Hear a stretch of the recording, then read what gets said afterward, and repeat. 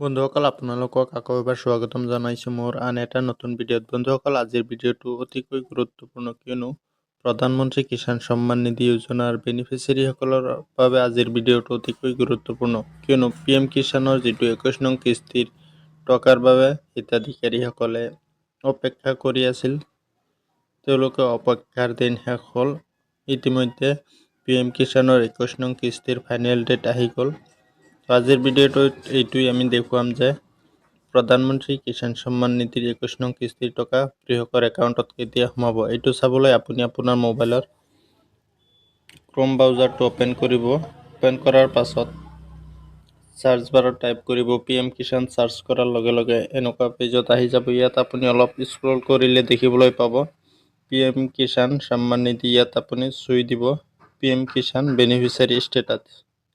যেতিয়া আপোনাৰ মোবাইলত এনেকুৱা দেখিবলৈ পাব go to pmkishan.gov.in, ইয়াত আপুনি চুই দিব।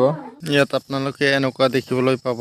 ইয়াত আপোনালোকে দেখিবলৈ পাইছে যে প্ৰধানমন্ত্ৰী মোদী ডাঙৰীয়াই ডিজিটেলি বাবে PM কিষাণৰ যিটো 21 নং কিস্তিৰ টকা এইটো নৱেম্বৰ মাহৰ 19 তাৰিখে সকলো যোগ্য কৃষকৰ একাউণ্টত ট্ৰেন্সফাৰ কৰিব।